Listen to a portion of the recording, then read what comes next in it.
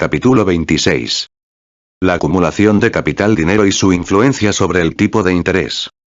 En Inglaterra se produce una constante acumulación de riqueza adicional que tiene la tendencia a acabar revistiendo la forma de dinero.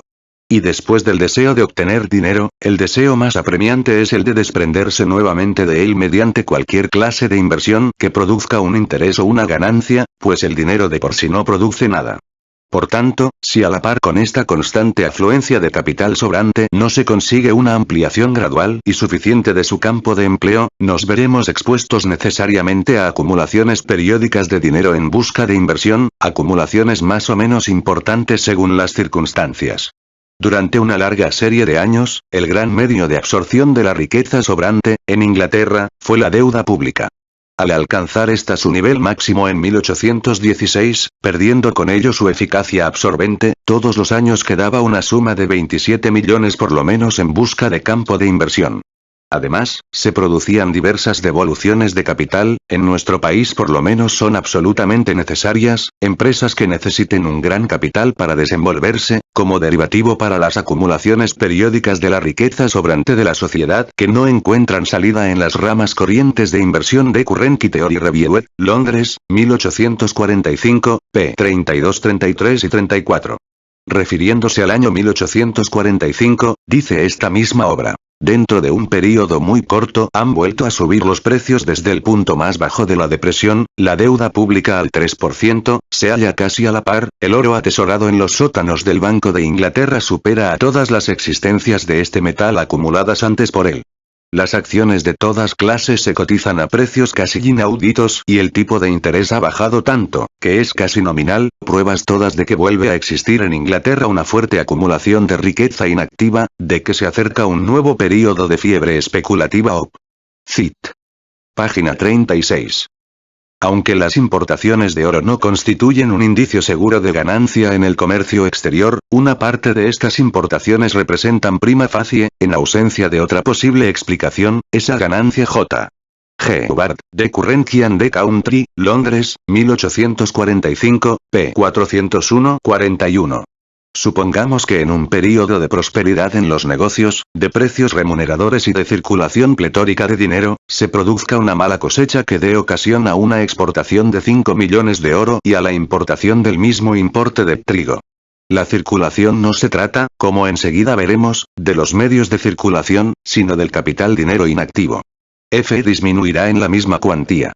Por muchos medios de circulación que posean los particulares, los depósitos de los comerciantes en sus bancos, los saldos de los bancos en poder de sus corredores de dinero y las reservas de sus cajas disminuirán todos, y la consecuencia inmediata de esta disminución en la cuantía del capital inactivo será la elevación del tipo de interés, por ejemplo, del 4 al 6%. Como el estado de los negocios es próspero, no resultará quebrantada la confianza, pero el crédito se valorará más alto, op.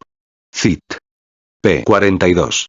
Si se produce una baja general de los precios de las mercancías, el dinero sobrante refluirá a los bancos en forma de aumento de los depósitos, la plétora de dinero inactivo hará bajar a un mínimo el tipo de interés y este estado de cosas durará hasta que, al subir los precios o animarse los negocios, entre en acción el dinero dormido o hasta que éste sea absorbido mediante su inversión en títulos y valores extranjeros o en mercancías extranjeras p.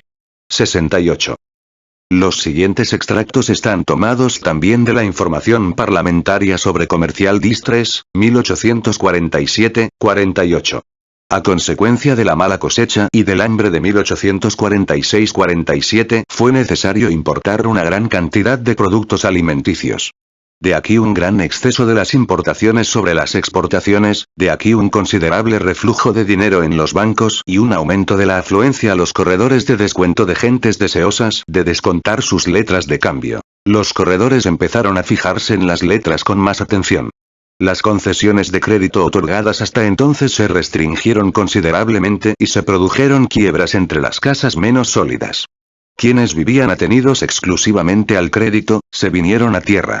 Esto contribuyó a aumentar la alarma que ya se sentía con anterioridad. Los banqueros y otras gentes se dieron cuenta que ya no podían contar con la misma seguridad que antes en convertir sus letras y otros valores en billetes de banco para hacer frente a sus obligaciones. En vista de ello restringieron todavía más sus concesiones de crédito, y no pocas veces las negaban en redondo. En muchos casos, guardaban bajo llave sus billetes de banco para cubrir en lo futuro sus obligaciones propias, y preferían no soltarlos de la mano.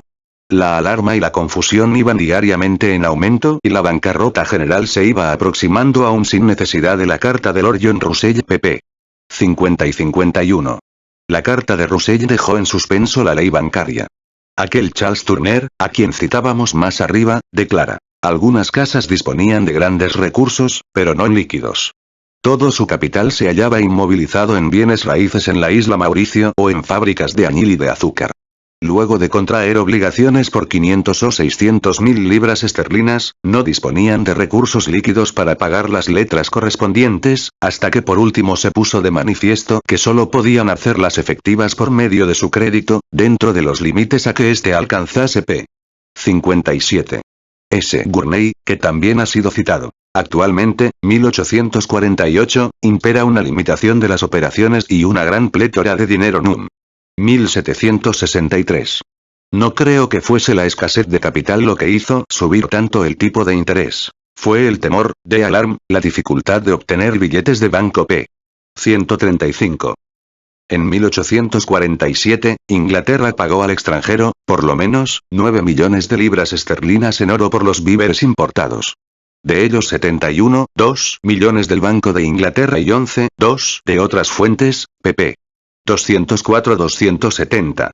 Morris, gobernador del Banco de Inglaterra. El 23 de octubre de 1847, los fondos públicos y las acciones del canal y de los ferrocarriles se hallaban depreciados ya en 114.752.225 libras esterlinas p.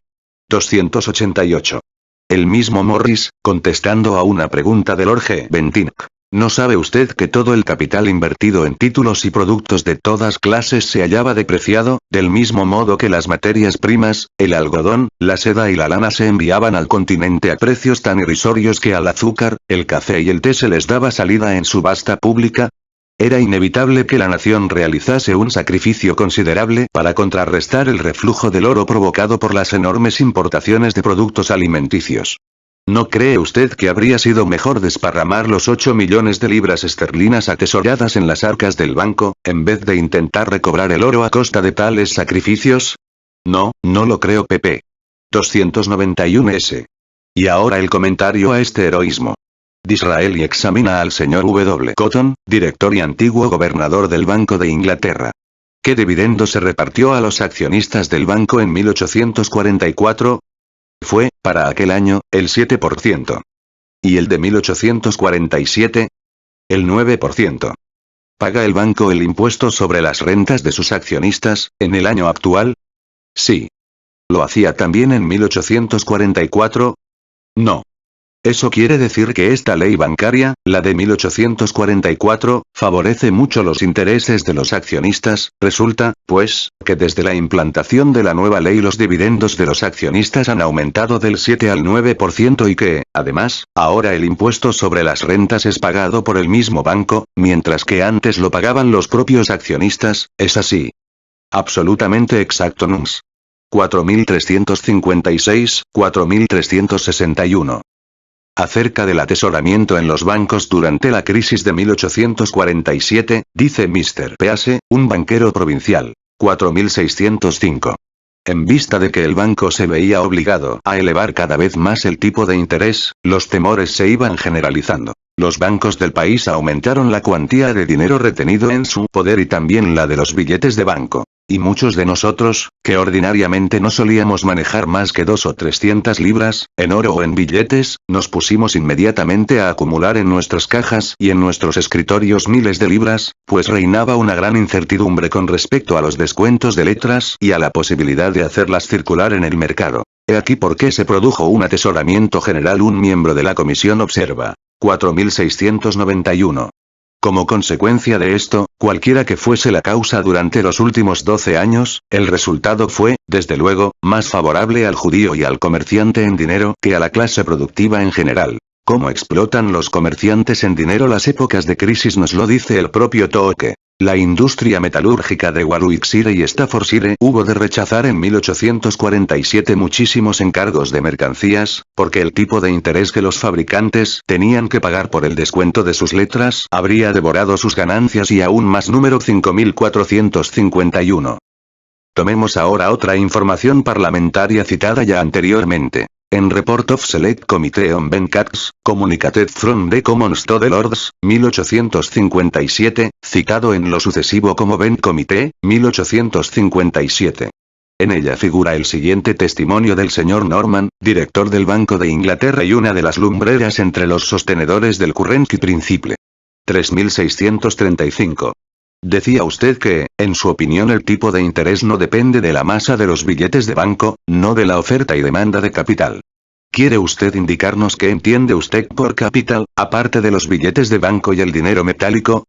Creo que la definición usual del capital es esta. Mercancías o servicios empleados en la producción, 3636. Al hablar del tipo de interés, ¿incluye usted en la palabra capital todas las mercancías? Todas las mercancías empleadas en la producción, 3637. ¿Incluye usted todo eso en la palabra capital, cuando habla del tipo de interés? Sí. Supongamos que un fabricante algodonero necesite algodón para su fábrica. Lo más probable es que, para comprarlo, obtenga dinero de su banquero y que con los billetes de banco así conseguidos vaya a Liverpool y compre el algodón. Lo que necesita realmente es el algodón. Los billetes de banco o el oro le sirven simplemente de medios para comprar esta mercancía. Si lo que necesita son medios para pagar a sus obreros, toma estos billetes de banco en préstamo y paga con ellos el salario de sus obreros. Lo que estos, a su vez, necesitan es alimento y vivienda, y el dinero no es más que el medio para pagarlos, 3638. Pero, ¿por el dinero se paga interés? Es cierto, en primera instancia. Pero tomemos otro caso. Supongamos que el fabricante compre el algodón a crédito, sin que el banco le anticipe nada. En este caso, es la diferencia entre el precio por el pago al contado y el precio a crédito en el momento del vencimiento lo que sirve de pauta al interés. El interés existiría aunque no existiese el dinero. Estas pretenciosas fantasías son dignas de esta columna fundamental del Currency Principle. Primero, el genial descubrimiento de que los billetes de banco o el oro son medios para comprar algo y de que nadie los toma en préstamo por sí mismos. ¿Y qué es lo que se desprende de aquí, según él? Que el tipo de interés se haya regulado por la oferta y la demanda de mercancías, de las que hasta ahora solo sabíamos que regulaban los precios comerciales de las mercancías.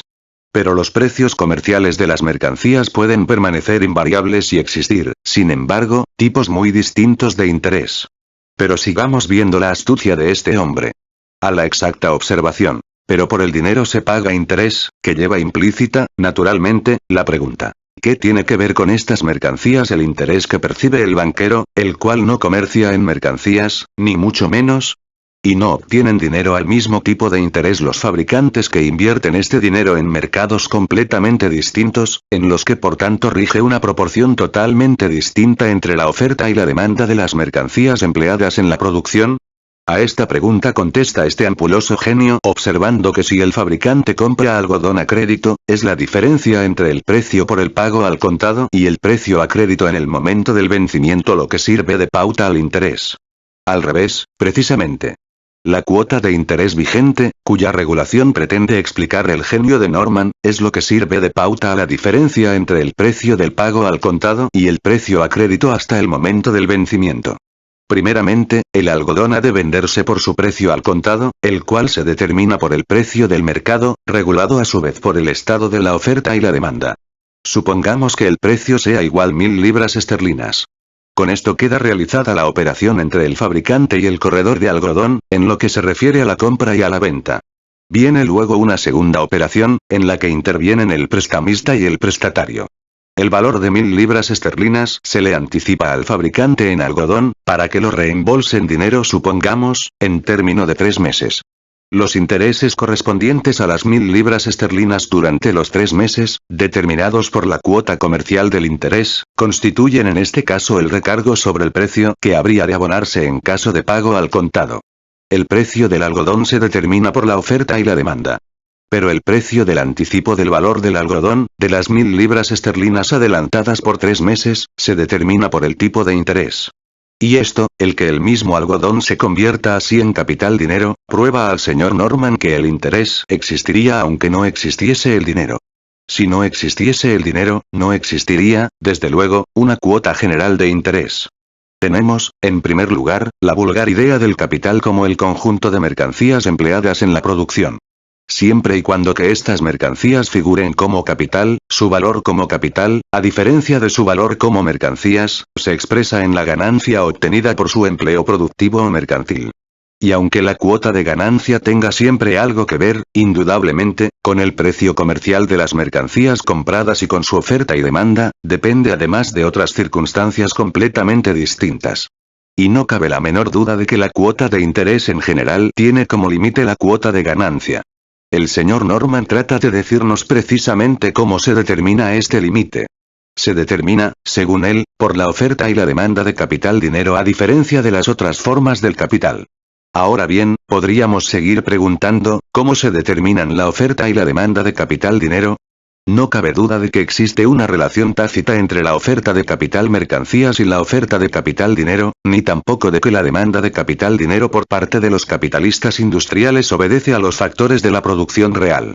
Pero, en vez de ilustrarnos acerca de esto, el señor Norman nos sirve la sabiduría de que la demanda de capital dinero no es idéntica a la demanda de dinero como tal, sabiduría que obedece simplemente al hecho de que tanto en él como en Overstone y en los demás profetas de la current habla siempre, en el fondo, la conciencia acusadora de que intentan, por medio de forzadas injerencias legislativas, convertir los medios de circulación de por sí en capital y elevar el tipo de interés.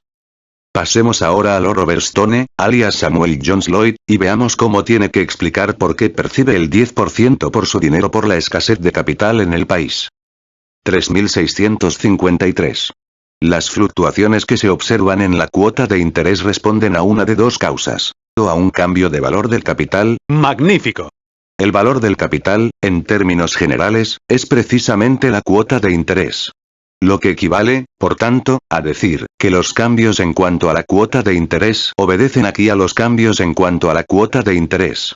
Teóricamente, el valor del capital, como hemos expuesto más arriba, no se concibe nunca de otro modo. Y si el señor Overstone entiende por valor del capital la cuota de ganancia, es lo mismo que si este profundo pensador dijese que la cuota de interés se regula por la cuota de ganancia, o a un cambio en cuanto a la suma del dinero existente dentro del país. Todas las grandes fluctuaciones del tipo de interés, grandes en cuanto a su duración o en cuanto a su volumen, pueden reducirse claramente a los cambios en cuanto al valor del capital. No pueden darse ilustraciones prácticas más palmarias de este hecho que el alza del tipo de interés producida en 1847 y que volvieron a presentarse en los dos últimos años, 1855-56. Las pequeñas oscilaciones del tipo de interés que nacen de un cambio en cuanto a la suma del dinero existente son pequeñas tanto en cuanto a su volumen como en cuanto a su duración. Son frecuentes, y cuanto más frecuentes tanto más eficaces para su fin. Fin que consiste, concretamente, en enriquecer a banqueros a la Overstone. El amigo Samuel Gurney se expresa muy candorosamente acerca de esto ante el Committee of Lords, Commercial Distress, 1848-57. 1324. ¿Opina usted que las grandes fluctuaciones del tipo de interés producidas en el año anterior fueron provechosas para los banqueros y comerciantes en dinero, o cree que fueron perjudiciales? Creo que fueron provechosas para los comerciantes en dinero. Todas las fluctuaciones en los negocios son provechosas para quienes conocen la materia, Todek Knowing Men 1325. ¿No podría pensarse que los banqueros salen perdiendo en última instancia, al empobrecerse sus mejores clientes? No, yo no soy de opinión de que se produzca en un grado apreciable semejante resultado, Boilace qui parler veut dire. Más adelante volveremos sobre la influencia que ejerce en el tipo de interés la suma del dinero existente. Pero ya desde ahora debemos observar que Overstone vuelve a incurrir aquí en un quid pro quo. En 1847, antes de octubre no existía la menor preocupación por la escasez de dinero, por la cantidad de dinero existente, como él la llama más arriba, la demanda de capital dinero aumentó por diversas causas. Encarecimiento del trigo, alza de los precios del algodón, imposibilidad de vender el azúcar a causa de la superproducción, especulación ferroviaria y crack, abarrotamiento de los mercados extranjeros con mercancías de algodón, las exportaciones e importaciones forzosas ahí de la India, a que nos hemos referido más arriba, sin otra finalidad que especular con las letras de cambio. Todos estos factores, la superproducción en la industria al igual que el déficit de producción en la agricultura, es decir, causas muy diversas, determinaron el alza de la demanda de capital dinero, es decir, de la demanda de dinero y de crédito. La mayor demanda de capital dinero obedecía a la marcha del mismo proceso de producción.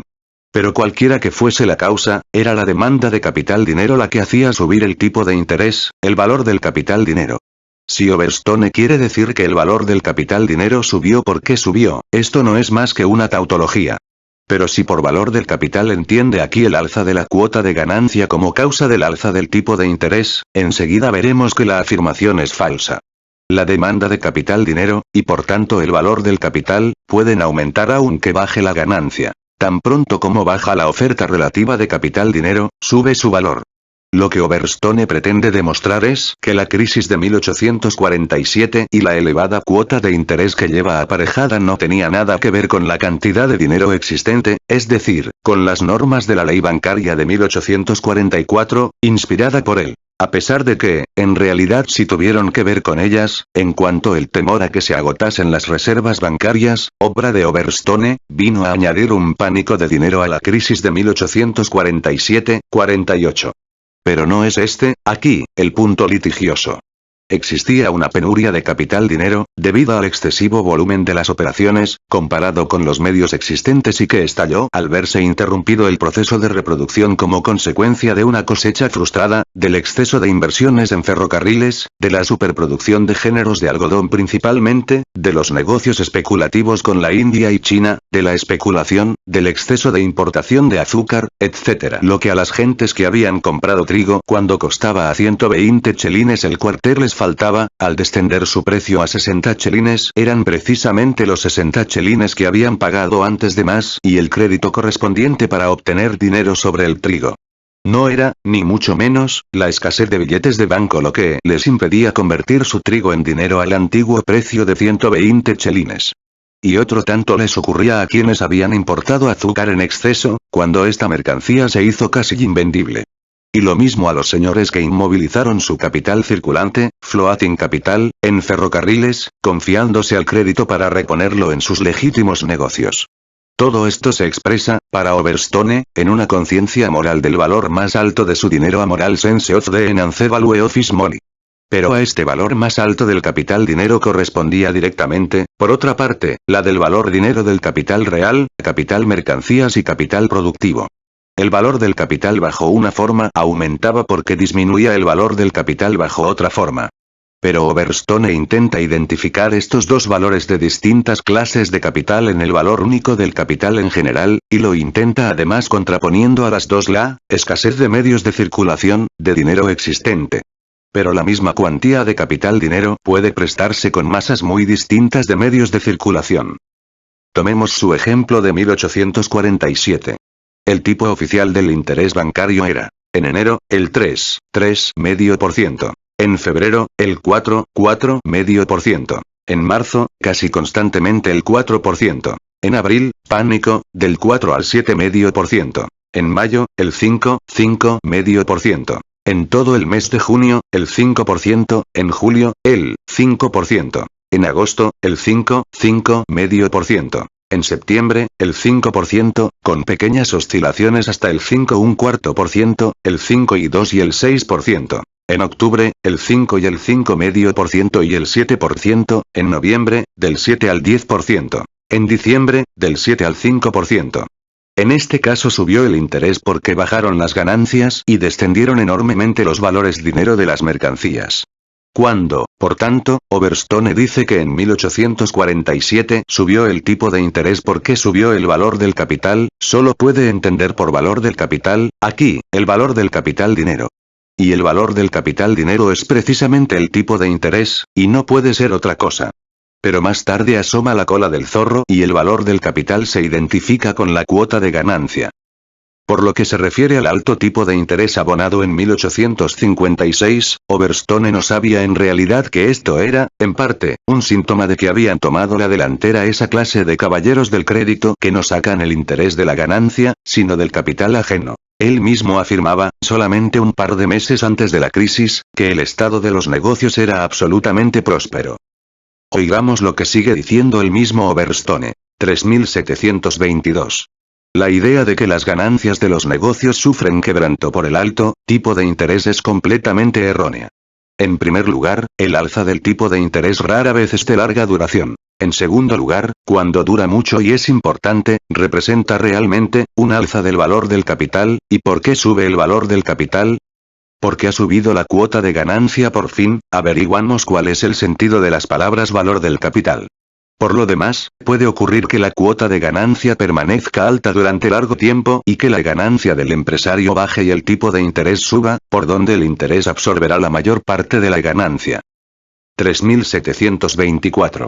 El alza del tipo de interés fue una consecuencia de la enorme expansión de los negocios en nuestro país y de la gran elevación de la cuota de ganancia. Y los que se quejan de que el alto tiro de interés destruye ambas cosas, las dos cosas que fueron su propia causa, incurren en un absurdo lógico del que no sabe uno qué decir. Es exactamente tan lógico como si dijese: la elevada cuota de ganancia fue la causa de la elevación de los precios de las mercancías por obra de la especulación, y los que se quejan de que el alza de precios destruye su propia causa, o sea, la especulación, incurren en un absurdo lógico, etc. El que una cosa pueda acabar destruyendo su propia causa solo puede constituir un absurdo lógico para un usurero enamorado del elevado tipo de conquistas destruyeron su grandeza. La riqueza es la causa del lujo y el lujo ejerce una acción destructiva sobre la riqueza. Vaya un marullero. Nada caracteriza mejor el idiotismo del mundo burgués actual que el respeto que la lógica de millonario de este Dundee aristocrat llegó a infundir a toda Inglaterra. Por lo demás, si una elevada cuota de ganancia y la expansión de los negocios pueden ser causas de un alto tipo de interés, ello no quiere decir, ni mucho menos, que el elevado tipo de interés sea causa de una ganancia alta. El problema está precisamente en saber si este elevado interés, tal cosa se puso de manifiesto realmente en la crisis, no perdura o no llega incluso a su apogeo después que la alta cuota de ganancia se ha introducido en el reino de las sombras. 3718. En lo que se refiere a una gran elevación del tipo de descuento, se trata de un factor que se deriva por entero del mayor valor del capital, y la causa de este mayor valor del capital es, a mi juicio, cosa que cualquiera puede descubrir con entera claridad. Ya he mencionado el hecho de que en los 13 años durante los cuales se mantuvo en vigor esta ley bancaria, el comercio de Inglaterra aumentó de 45 a 120 millones de libras esterlinas. Basta pensar en todos los hechos que estas simples cifras llevan implícitos. Imaginarse la enorme demanda de capital que lleva consigo un aumento tan gigantesco del comercio y piénsese al mismo tiempo que la fuente natural de la oferta para esta gran demanda, o sean, los ahorros anuales del país durante los 3 o 4 años últimos, se vio absorbida por una inversión tan poco rentable como la relacionada con la guerra. Confieso que me produce asombro que el tipo de interés no sea mucho más elevado aún. Dicho en otros términos, me asombra que la necesidad de capital como consecuencia de estas operaciones gigantescas no sea aún mucho más fuerte de lo que se ha comprobado ya. Qué extraña mezcolanza de palabras, la de nuestro lógico de la usura. Aquí se nos vuelve a presentar con su valor acrecentado del capital. Parece imaginarse que, de una parte, se operó esta expansión enorme del proceso de reproducción, es decir, esta acumulación del capital real, y que, de otra parte, existía un capital objeto de una enorme demanda, surgiendo como resultado de ello este gigantesco aumento del comercio. Es que este enorme aumento de la producción no era de por sí el aumento del capital y, al crear la demanda, no creaba al mismo tiempo la oferta y también, simultáneamente, una oferta acrecentada de capital dinero. Si el tipo de interés subió mucho fue, sencillamente, porque la demanda de capital dinero creció más rápidamente todavía que la oferta, lo cual, dicho en otros términos, se traduce en que, al extenderse la producción industrial, se extendió también su desarrollo sobre la base del sistema del crédito. En otras palabras, la expansión industrial efectiva determinó una mayor demanda de concesiones de crédito, y esta demanda es, visiblemente, lo que nuestro banquero entiende por enorme demanda de capital. No fue, indudablemente, la extensión de la simple demanda de capital lo que hizo que el comercio de exportación aumentase de 45 millones a 120. Y, continuando, ¿qué quiere decir Overstone cuando afirma que los ahorros anuales del país devorados por la guerra de Crimea constituyen la fuente natural de la oferta para esta gran demanda?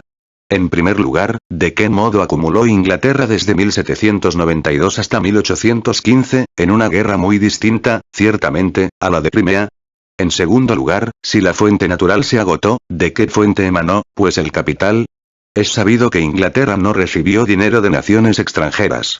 Si además de la fuente natural existe otra fuente artificial, ¿qué método más grato puede tener a mano una nación que quiera consumir la fuente natural en la guerra, reservando la fuente artificial para los negocios?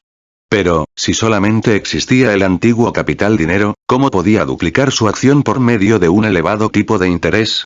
El señor Overstone cree, evidentemente, que los ahorros anuales del país, los cuales, en este caso, se habían consumido ya, al parecer, no se convierten más que en capital dinero. Pero, si no existiese verdadera acumulación, es decir, aumento de los medios de producción, ¿de qué serviría acumular, en forma de dinero, los créditos sobre esta producción? Overstone confunde el aumento del valor del capital derivado de una cuota alta de ganancia con el aumento que nace del aumento de la demanda de capital dinero. Esta demanda puede proceder de causas completamente independientes de la cuota de ganancia.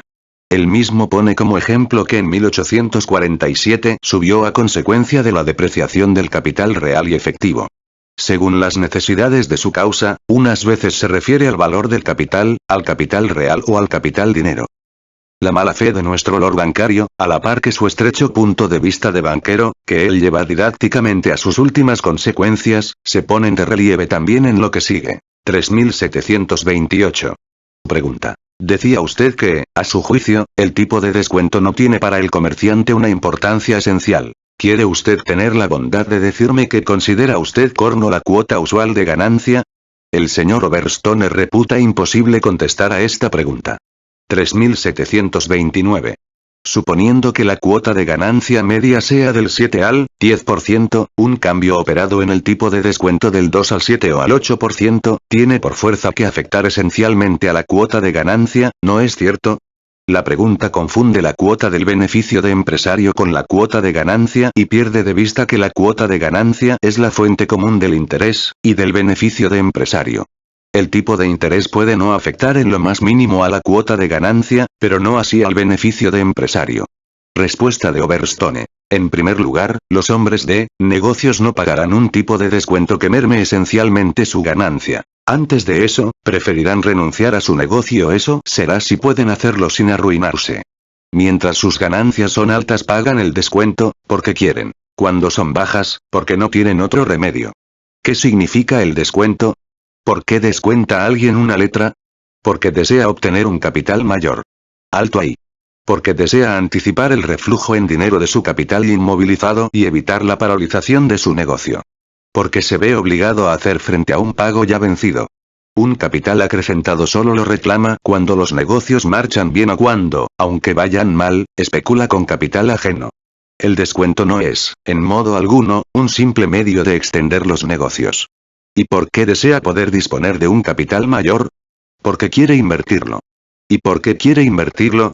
Porque es rentable, pero no sería rentable para él si el descuento absorbiese su ganancia. Este lógico tan pagado de sí mismo da por supuesto que las letras solo se descuentan para extender el negocio y que el negocio se extiende porque es rentable.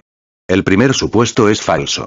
El hombre de negocios descuenta sus letras, generalmente, para anticipar la forma dinero de su capital, manteniendo así en marcha el proceso de reproducción. No para extender el negocio o conseguir capital adicional, sino para compensar el crédito que da con el crédito que recibe.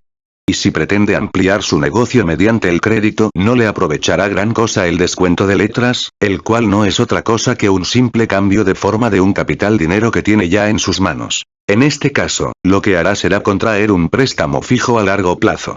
Claro está que el especulador descuenta sus letras especulativas para ampliar así su negocio, para cubrir un negocio dudoso con otro de la misma naturaleza. No para obtener una ganancia, sino para entrar en posesión de capital ajeno.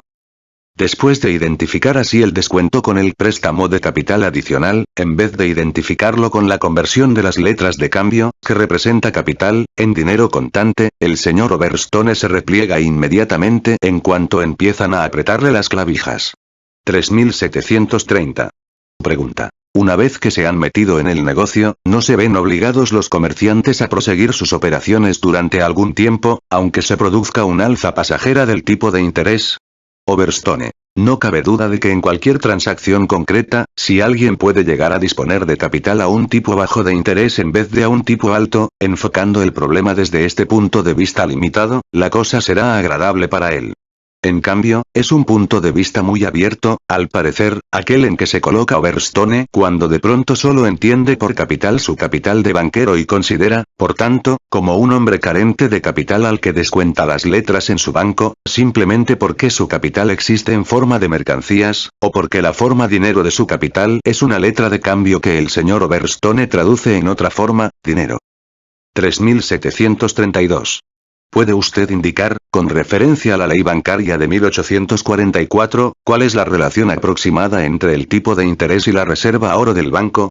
Es cierto que cuando el oro del banco ascendía a 9 o 10 millones, el tipo de interés era el 6 o el 7% y que cuando aquel ascendía a 16 millones este descendió al 3 o al 4%. El interpelante quiere obligarle a explicar el tipo de interés, en la medida en que es influenciado por la reserva de oro del banco a partir de la cuota de interés o influenciado por el valor del capital.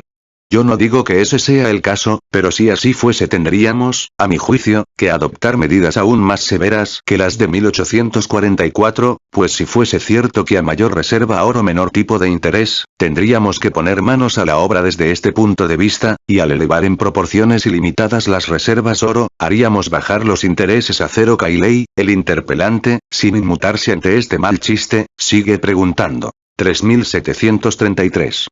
Si ese fuese el caso, suponiendo que se devolviesen al banco 5 millones oro, las reservas oro ascenderían en el transcurso de los próximos 6 meses a unos 16 millones y suponiendo además que el tipo de interés descendiese así al 3 o al 4%, ¿cómo podría afirmarse que la baja del tipo de interés se debía a una paralización en los negocios? Yo he dicho que es la gran elevación del tipo de interés recientemente producida.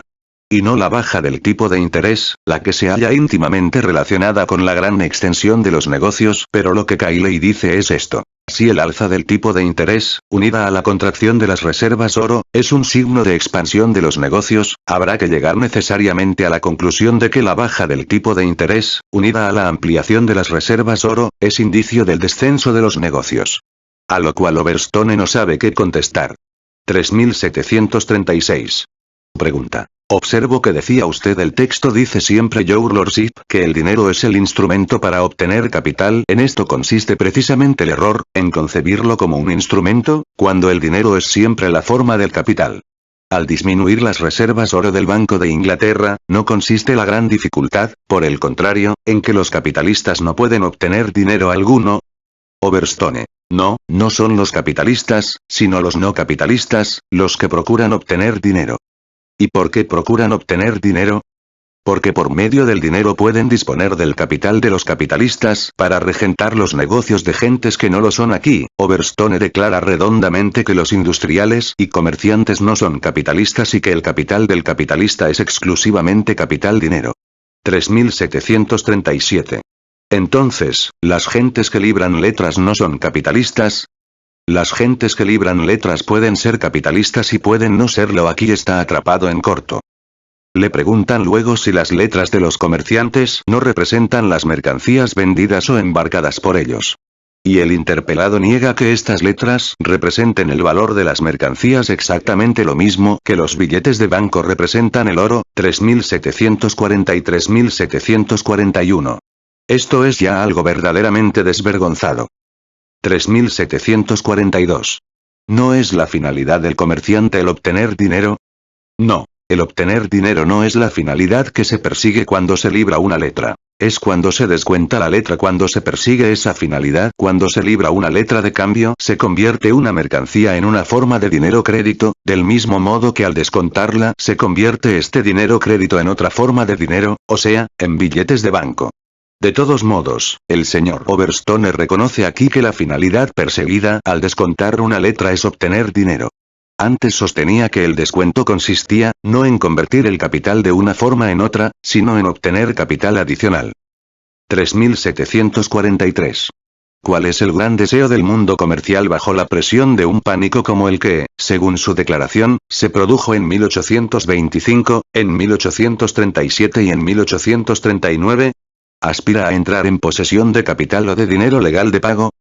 ¿Aspira a disponer de capital para poder continuar sus negocios? A lo que aspira es a obtener medios de pago para hacer frente a las letras vencidas, en vista de la escasez de crédito existente y para no verse obligado a vender sus mercancías al mal barato. Si no tienen capital alguno, con los medios de pago obtienen, naturalmente, al mismo tiempo, un capital, puesto que obtienen un valor sin entrar ningún equivalente. La apetencia de dinero como tal no consiste nunca más que en el deseo de traducir el valor de la forma de mercancía o de crédito en la forma de dinero. De aquí también, prescindiendo de la crisis, la gran diferencia que existe entre la transferencia de capital y el descuento, el cual se limita a convertir los créditos de dinero de una forma en otra o en dinero real. Yo, el editor, me permitiré interpolar aquí una observación. Lo mismo en Norman que en Lloyd Overstone, el banquero aparece siempre como alguien que adelanta capital y su cliente como aquel que exige capital del banquero. Así, Overstone dice, por ejemplo, que quien descuenta en un banco sus letras es porque desea obtener capital 3729, y que es agradable para él poder disponer de capital a bajo tipo de interés 3730. El dinero es el instrumento para obtener capital 3736, y en las crisis de pánico el gran deseo del mundo de los negocios es llegar a disponer de capital 3743. A pesar de todo el confusionismo de Lloyd Overstone acerca de lo que es el capital, no cabe la menor duda de que designa claramente como capital lo que el banquero entrega a su cliente, como un capital que el cliente no poseía con anterioridad, que le ha sido anticipado y que representa un capital adicional con respecto a aquel de que el cliente ya disponía. El banquero se ha acostumbrado hasta tal punto a actuar como distribuidor, en forma de préstamos, de capital social disponible en forma de dinero, que no puede por menos de considerar como préstamo toda operación en la que entrega una cantidad de dinero. Todo el dinero que hace efectivo se le antoja un adelanto. Cuando el dinero se desembolsa directamente en concepto de préstamo, esto es literalmente exacto. Cuando se invierte en forma de descuento de letras, representa en realidad, para él mismo, un anticipo hasta el día del vencimiento de la letra descontada. Va afianzándose así en su espíritu la idea de que no puede hacer ningún pago que no tenga el carácter de un anticipo. Y no anticipo simplemente en el sentido en que toda inversión de dinero hecha para obtener un interés o una ganancia puede considerarse económicamente como un anticipo que el poseedor del dinero en cuanto particular se hace a sí mismo como empresario, sino un anticipo en el sentido concreto de que el banquero entrega al cliente en concepto de préstamo una suma que viene a acrecentar proporcionalmente el capital de que éste dispone. Esta idea, trasplantada de la oficina bancaria a la economía política, es la que hace surgir el problema litigioso, fuente de confusión, de si lo que el banquero pone en dinero constante a la disposición de su cliente es capital o simplemente dinero, medio de circulación, currency. Para resolver este problema litigioso, en el fondo, sencillo, debemos colocarnos en el punto de vista del cliente del banquero. Todo depende de lo que éste pide y obtiene. Si el banco concede al cliente un préstamo basado simplemente en su crédito personal, sin garantía alguna de su parte, la cosa es clara. El cliente obtiene, en este caso, un anticipo de determinada magnitud de valor que viene a sumarse al capital empleado anteriormente por él. Y lo obtiene en forma de dinero. No obtiene, pues solamente dinero, sino que obtiene capital dinero. Si el crédito se le concede entregando en garantía títulos y valores, etc., se trata de un anticipo, en el sentido de que se te entrega una cantidad de dinero bajo reserva de devolución. Pero no es anticipo de capital, pues aquí los títulos y valores que se dan en prenda representan también capital, y además por un importe superior al del anticipo. Por consiguiente, el prestatario recibe un valor capital inferior al que da en prenda. No se trata para él, ni mucho menos, de una adquisición de capital adicional.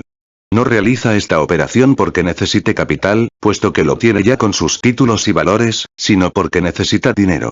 Estamos, pues, ante un caso de anticipo de dinero, pero no de capital. Y si el anticipo se hace mediante descuento de letras desaparece hasta la forma misma de anticipo. Aquí se trata ya de una simple operación de compra y venta. La letra pasa por endoso a la propiedad del banco, mientras el dinero pasa a ser propiedad del cliente. No se plantea, por otra parte, el problema de devolución. Cuando el cliente compra dinero contante con una letra o con otro instrumento de crédito semejante, no realiza una operación de anticipo, exactamente lo mismo que no la realiza cuando compra el dinero contante con una mercancía cualquiera de su propiedad, algodón, hierro, trigo, etc. Y mucho menos una operación de anticipo de capital. Toda compra y venta entre comerciantes implica una transferencia de capital, y el anticipo solo existe allí donde la transferencia de capital no es mutua, sino unilateral y por tiempo limitado. Por consiguiente, el descuento de letras solo puede servir de vehículo a un anticipo de capital cuando se trate de letras libradas con fines de especulación, que no representen mercancías vendidas, letras que ningún banquero se presta a recibir, siempre y cuando que sepa de lo que se trata. Por tanto, en el negocio normal de descuento de letras el cliente no obtiene del banco anticipo alguno, ni en capital ni en dinero, sino que obtiene simplemente dinero a cambio de una mercancía vendida.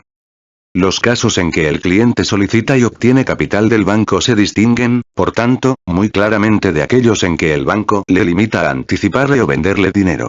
Y como el señor Lloyd Overstone, que era el banquero de mi firma en Manchester, personalmente, no solía, salvo en casos rarísimos, adelantar a nadie fondos sin una garantía, es también evidente que sus hermosos relatos acerca de esas masas de capital que los bondadosos banqueros ponen a disposición de los comerciantes que lo necesitan, no pasan de ser, sencillamente, jactanciosos embustes.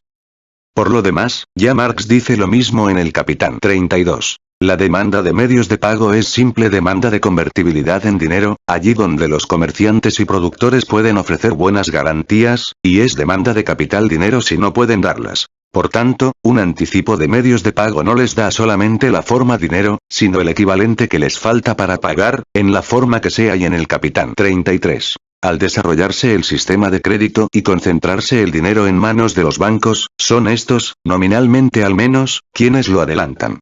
Estos adelantos se refieren solamente al dinero que se halla en circulación. Son anticipos de circulación, no anticipos de los capitales circulantes, y el señor Chapman, testigo de mayor excepción, confirma aquella concepción de las operaciones de descuento expuestas más arriba, al decir, en Benn Comité 1857. El banquero ha comprado la letra evidencia. Pregunta 5139. En el capítulo 28 tendremos ocasión, por lo demás, de volver sobre este tema, F.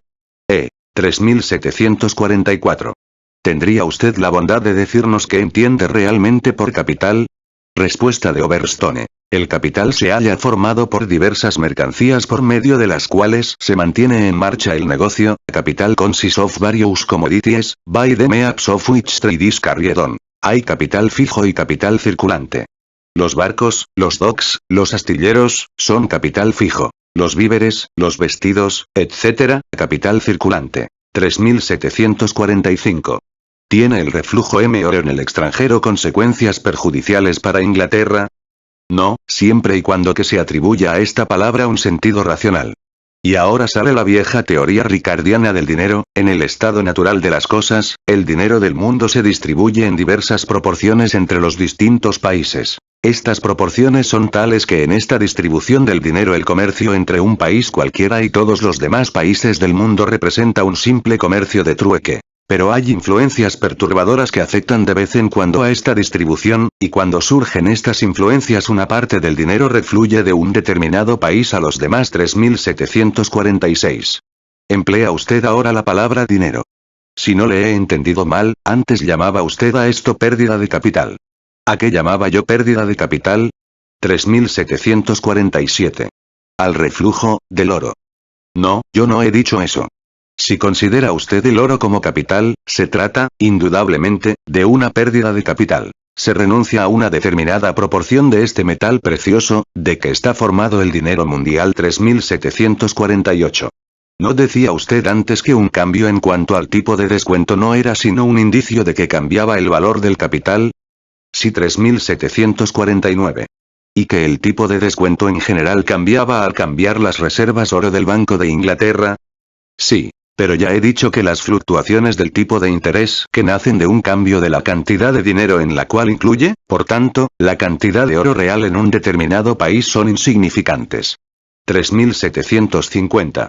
¿Quiere usted, pues, decir que se produce una disminución de capital cuando se manifiesta un alza, prolongada pero pasajera, del descuento sobre el tipo usual? Una disminución en un cierto sentido de la palabra. Cambia la proporción entre el capital y la demanda de capital, pero puede ocurrir que esto se deba al aumento de la demanda y no a la disminución cuantitativa del capital, pero hace poco se nos decía precisamente que capital igual dinero u oro y poco antes se explicaba el alza del tipo de interés por la elevada cuota de ganancia determinada por la ampliación y no por la restricción del negocio o del capital. 3751.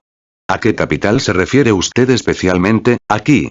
Depende exclusivamente del capital que cada cual necesite. Es el capital de que la nación dispone para desarrollar sus negocios, y si estos negocios se duplican, se producirá una gran demanda en cuanto al capital con que deben ser atendidos. Este astuto banquero empieza duplicando los negocios y luego, a posteriori, la demanda del capital con que han de duplicarse. No ve nunca más que a sus clientes, que reclaman al señor Lloyd un capital mayor para duplicar sus negocios. El capital es como cualquier otra mercancía. Pero no acaba de decirnos el señor Lloyd que el capital es, precisamente, la totalidad de las mercancías. Su precio cambia, es decir, que las mercancías cambian dos veces de precio, una vez en cuanto mercancías, y otra vez en cuanto capital con arreglo a la oferta y la demanda. 3752. Las fluctuaciones del tipo de descuento se hallan, en general, relacionadas con las fluctuaciones de las reservas oro atesoradas por el banco. ¿Es este el capital a que usted se refiere? No. 3753. ¿Podría usted poner un ejemplo de un caso en que se acumulase en el Banco de Inglaterra una reserva grande de capital, coincidiendo ello con un tipo elevado de descuento? En el Banco de Inglaterra no se acumula capital, sino dinero. 3754. Decía usted que el tipo de interés depende de la cantidad del capital. ¿Tendría usted la bondad de decir a qué capital se refiere y podría indicar algún caso en que existiese en el banco una gran reserva oro y al mismo tiempo rigiese un tipo alto de interés? Es muy probable, vaya, que la acumulación de oro del banco pueda coincidir con un tipo bajo de interés, porque un período de poca demanda de capital, es decir, de capital dinero. La época de que aquí se habla, la de 1844 y 45, fue una época de prosperidad. Es un período durante el cual puede acumularse, naturalmente, el medio o instrumento que sirve para disponer de capital. 3755. ¿Cree usted, pues, que no existe relación alguna entre el tipo de descuento y la masa de oro atesorada por el banco? Puede existir una relación, pero no una relación de principio. Sin embargo, su ley bancaria de 1844 erige precisamente en principio para el Banco de Inglaterra el que regule el tipo de interés por la masa del oro que se halla en su poder. Ambas cosas pueden ocurrir simultáneamente, terma y vea coincidencia of time. 3758. Entonces, ¿pretende usted decir que la dificultad, entre los comerciantes de nuestro país, en épocas en que escasea el dinero y como consecuencia de un tipo alto de descuento, consiste en obtener capital y no en obtener dinero? Confunde usted dos cosas que yo no identifico en esta forma. La dificultad consiste en obtener capital y consiste igualmente en obtener dinero. La dificultad de obtener dinero y la de obtener capital es la misma dificultad, considerada en dos fases distintas del proceso. Aquí, el pez vuelve a picar en el anzuelo. La primera dificultad consiste en descontar una letra o en obtener un anticipo sobre mercancías. Es la dificultad de convertir en dinero un capital o un signo comercial de valor representativo de capital. Esta dificultad se manifiesta, entre otras cosas, en el elevado tipo de interés. Pero, una vez que se ha obtenido el dinero, ¿en qué consiste la segunda dificultad? Es que cuando se trata solamente de pagar, ¿encuentra nadie dificultades para desprenderse de su dinero? Y tratándose de comprar, ¿quién encuentra dificultades para realizar compras, en tiempos de crisis?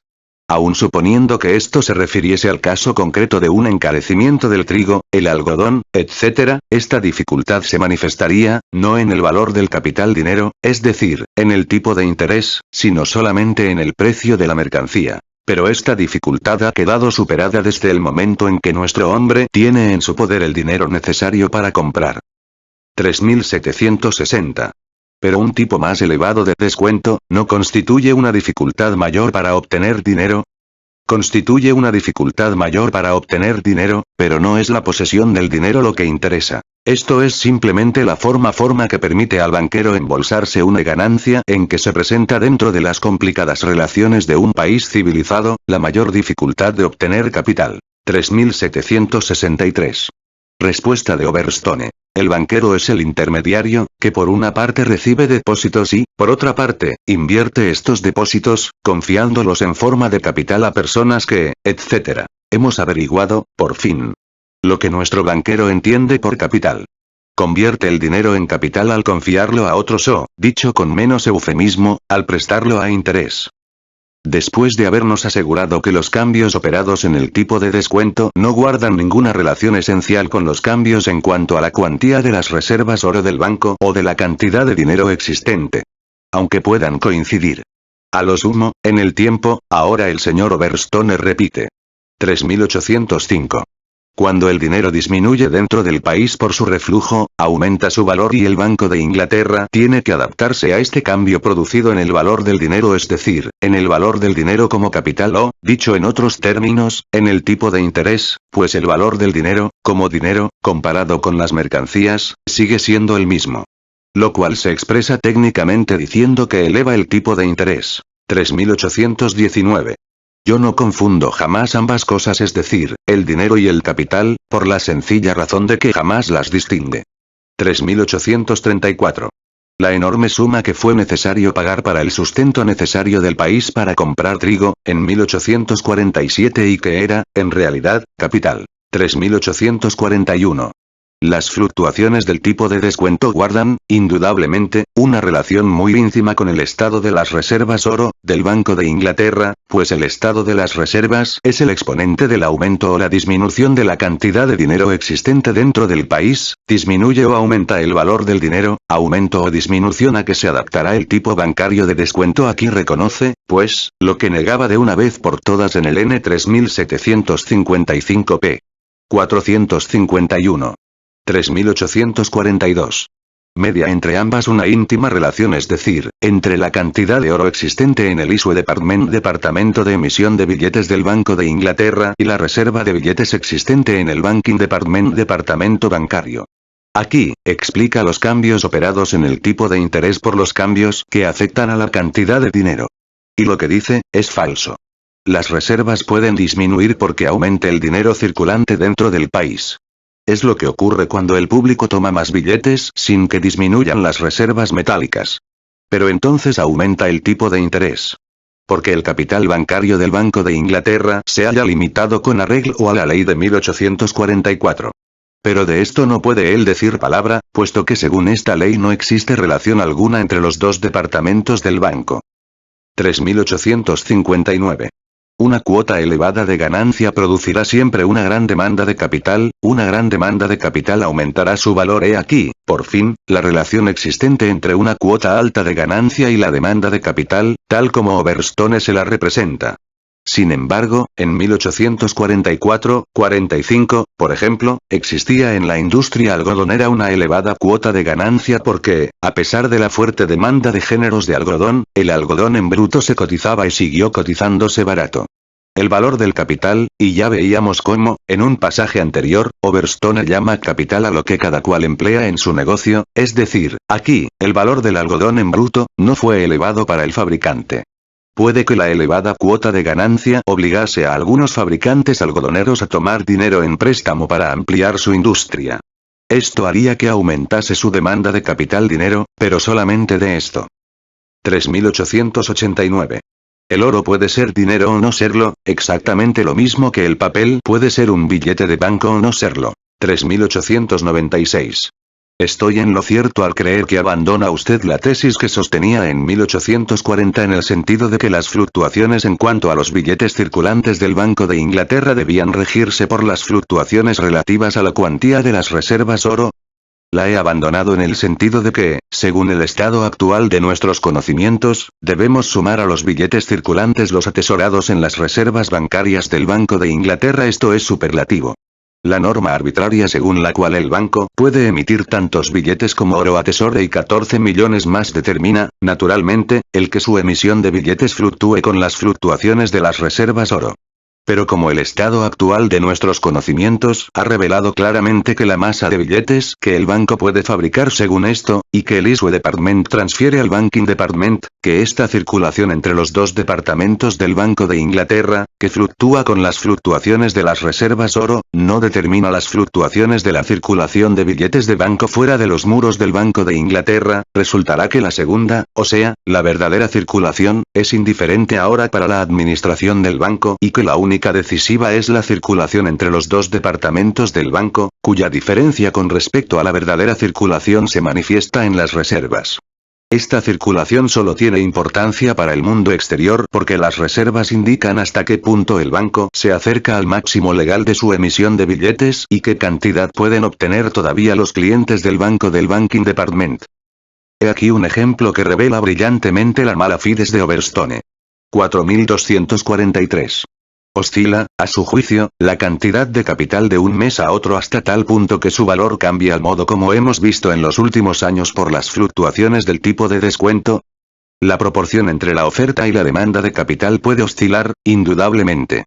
Aún dentro de plazos cortos, si Francia indicase mañana que desea contraer un empréstito de grandes proporciones, esto determinaría sin duda alguna, inmediatamente, un gran cambio en cuanto al valor del dinero, es decir, en cuanto al valor del capital, en Inglaterra. 4245.